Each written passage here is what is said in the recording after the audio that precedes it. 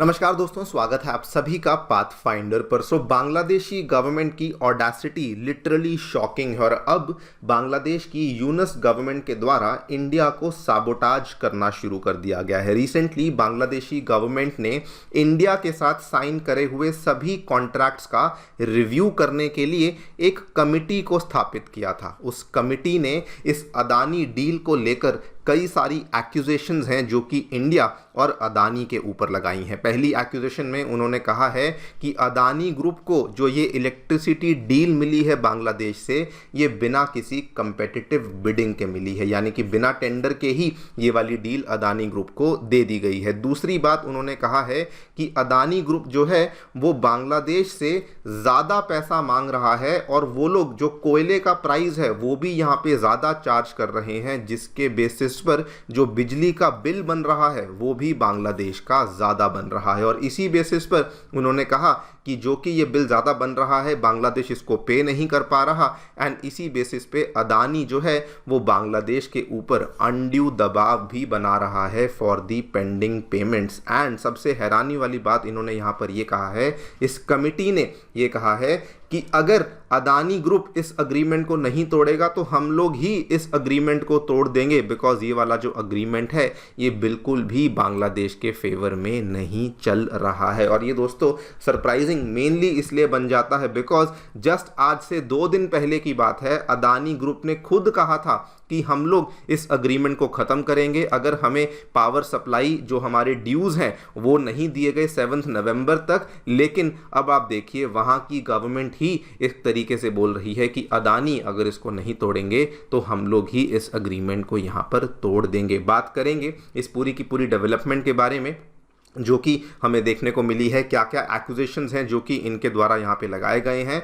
And also समझेंगे इस चीज़ के पीछे के फैक्ट्स क्या हैं, इस चीज़ के पीछे की रियलिटी क्या है, उसके बारे में चर्चा भी करी जाएगी। आइए शुरू करते हैं मेरे साथ। मेरा नाम है अनिरुद्ध। यदि आप लोग हमें फॉलो करना चाहते हैं, हमारे लेक्चर्स के अपडेट्स को प्राप्त करना चाहते हैं तो यहाँ पर दिए गए टेलीग्राम चैनल्स के माध्यम से ऐसा कर सकते हैं। दोस्तों आगे बढ़ने से पहले आप सभी के लिए दिवाली के शुभ अवसर पर अनअकैडमी ने अपने सभी ऑफलाइन बैचेस के जो दाम है को गिरा दिया है और आज इस ऑफर का आखिरी दिन है। हमारे सभी के सभी ऑफलाइन सेंटर्स में जीएस बैचेस के जो प्राइजेस हैं वो केवल 60,000 में आपको अवेलेबल करवाए जा रहे हैं। हमारे जो ऑफलाइन सेंटर्स हैं नई दिल्ली के करोल बाग, नई दिल्ली के मुखर्जी नगर, उत्तर प्रदेश के प्रयागराज एवं बिहार के पटना में आ चुके हैं, जहां पर आपको जीएस के साथ साथ सीसैट, ऐसे writing classes, current affairs coverage and test series जैसी सेवाएं भी अवेलेबल करवाई जाती हैं। कोई भी आपको डाउट है, कोई भी क्वेरी है, आप लोग या तो नीचे दिए गए फ़ोन नंबर्स पर फ़ोन कर सकते हैं या फिर हमारे सेंटर को विजिट भी कर सकते हैं। फ्री स्टडी मटेरियल को पाने के लिए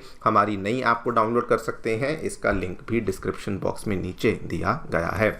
all right, so directly coming to the point, क्या क्या एक्यूजेशंस हैं जो कि उनके द्वारा अदानी और भारत के ऊपर लगाई गई हैं। उन्होंने सबसे पहले तो ये कहा है कि अदानी ग्रुप जो है, जो ये बिजली का बकाया बिल बना रहे हैं, ये बना रहे हैं based on the increased price of coal जो कि इन्होंने अपने पावर प्लांट्स में इस्तेमाल किया है। और बल्कि इन्होंने ये भी कहा है कि अदानी ग्रुप जो है वो जानबूझकर बांग्लादेश के ऊपर प्रेशर बना रहे हैं आउटस्टैंडिंग बिल्स को पे करने के लिए। एंड फाइनली इनका ये कहना है कि अदानी ग्रुप को जो ये पूरा का पूरा कॉन्ट्रैक्ट मिला हुआ है ये एक वन साइडेड डील है, बिकॉज ये वाला जो कॉन्ट्रैक्ट है इसमें अदानी ग्रुप को बिना किसी कंपेटिटिव बिडिंग के, बिना किसी टेंडर के ये वाला जो कॉन्ट्रैक्ट है ये अवेलेबल करवा दिया गया था। नाउ अगर हम लोग इनके एक्विजिशंस को 1 बाय 1 करके ब्रेक डाउन करें तो इन्होंने सबसे पहले तो ये कहा है कि जो कोयले का प्राइस ये लोग चार्ज कर रहे हैं ये ज़्यादा चार्ज कर रहे हैं। इसकी रियलिटी को समझ लेते हैं, इनका यहाँ पे क्या कहना है। देखिए बांग्लादेश में और भी कई सारे पावर प्लांट्स हैं।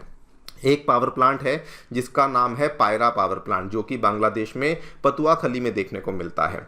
इनका कहना है कि जो ये वाला पावर प्लांट है ये कोयला चार्ज कर रहा है $75 पर टन के हिसाब से। एक और पावर प्लांट है चाटोग्राम में, बंसखाली पावर प्लांट है, और उसके बाद रामपाल पावर प्लांट है जो कि बगेरहाट में है। और ये दोनों जो पावर प्लांट्स हैं ये अप्रॉक्सीमेटली $80 पर टन के हिसाब से यहाँ पे कोयले का प्राइस चार्ज कर रहे हैं। इनका कहना है कि अदानी ग्रुप जो है वो जानबूझकर $96 पर टन के हिसाब से कोयले का प्राइस चार्ज कर रहा है, जो कि बाकी दोनों पावर प्लांट्स की तुलना में ऑलमोस्ट 15-20% हमें ज़्यादा देखने को मिलता है।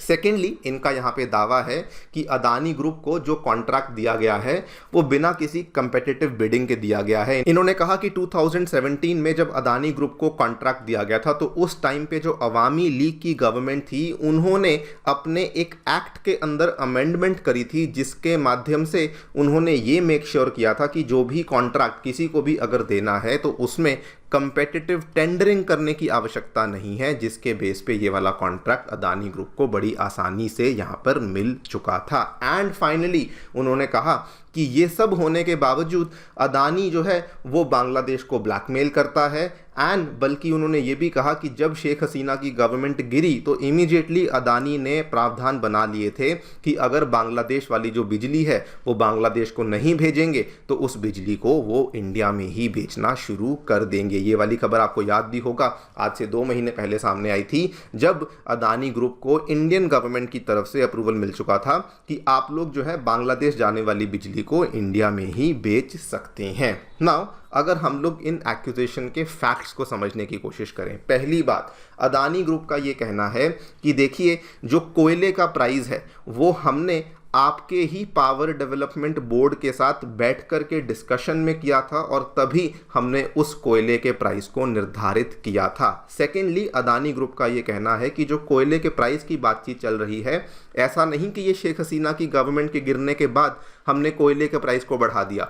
ये कह रहे हैं कि पिछले साल जुलाई से जब से ये अग्रीमेंट चल रहा है तब से ही हम लोग उसी कोयले के प्राइस के अकॉर्डिंग आपसे पेमेंट की मांग कर रहे हैं एंड हमने उसमें कोई भी चेंजेस नहीं किए हैं। बल्कि इन्होंने तो साथ में ये भी बताया कि हम लोग कौन सा इंडेक्स फॉलो करते हैं। इन्होंने बताया कि एक ऑस्ट्रेलिया का इंडेक्स है, इंडोनेशिया का इंडेक्स है और मेनली इन्हीं इंडेक्स के बेसिस पर हम लोग कोयले का प्राइस निर्धारित करते हैं और उसी को हम लोग आपसे चार्ज करते हैं। एंड वैसे भी अदानी ग्रुप ने कहा कि ये सारी की सारी बातचीत आपके पावर डेवलपमेंट बोर्ड को पहले से मालूम थी, तो आज आप ये जो भी आरोप लगा रहे हैं ये टोटली गलत है। Secondly, coming to the point, जो कहा गया है कि बिना कंपेटिटिव टेंडरिंग के अदानी ग्रुप को ये वाला कॉन्ट्रैक्ट दिया गया, तो उसमें भी अदानी ग्रुप का ये कहना है कि उस टाइम पर बांग्लादेश के पास और कोई भी ऑप्शन नहीं थी। आज बांग्लादेश में 2-3 और पावर प्लांट्स हैं जो कि फंक्शन कर रहे हैं, लेकिन जब ये अग्रीमेंट साइन हो रहा था उस टाइम पर असल में